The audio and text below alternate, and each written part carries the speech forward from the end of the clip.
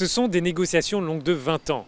L'Union européenne et les pays d'Amérique du Sud du Mercosur cherchent à conclure un accord commercial. Les discussions se sont accélérées ces derniers jours, mais il reste des dossiers problématiques, à commencer par l'agriculture.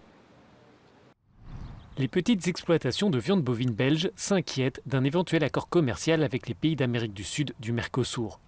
Le Brésil, par exemple, est le deuxième producteur mondial. L'agriculture est l'un des points sensibles des négociations qui se déroulent cette semaine à Bruxelles entre Européens et Sud-Américains. Si les quotas d'importation dans l'Union devaient progresser d'1%, pour certains exploitants, c'est déjà trop.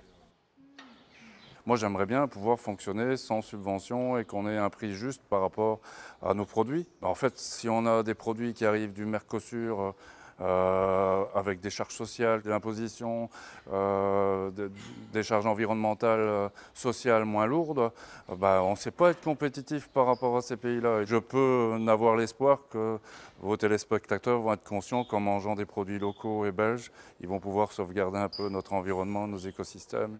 L'Union européenne est le plus grand partenaire commercial du Mercosur, qui rassemble 4 pays, le Brésil, l'Argentine, l'Uruguay et le Paraguay. Les 28 sont divisés, la France et la Pologne réclament des mesures pour protéger l'économie rurale.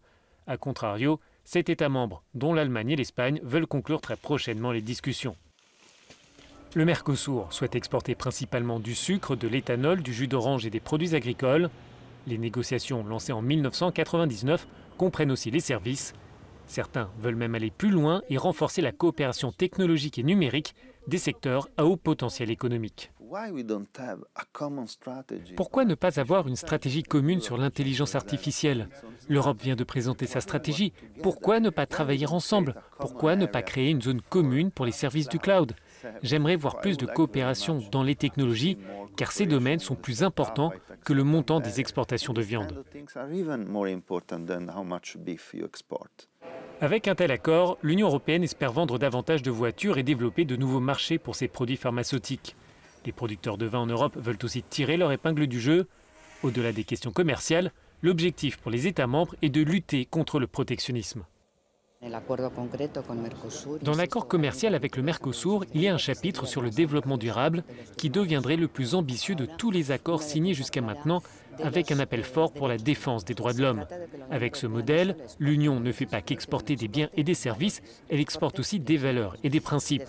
Alors que Donald Trump essaye d'imposer la loi du plus fort, nous montrons une autre politique commerciale. Toutefois, la société civile pourrait à nouveau se mobiliser. Les deux partenaires espèrent terminer les discussions avant l'entrée en fonction de la nouvelle Commission européenne prévue à l'automne prochain. Passons maintenant au reste de l'actualité européenne, en bref. Le parti du Brexit de l'europhobe britannique Nigel Farage n'a pas réussi à former de groupe au Parlement européen. Cet échec signifie que la formation ne pourra pas avoir accès à des postes clés dans les commissions. Les populistes italiens du mouvement 5 étoiles n'ont pas réussi non plus à se rassembler avec d'autres formations politiques dans l'hémicycle.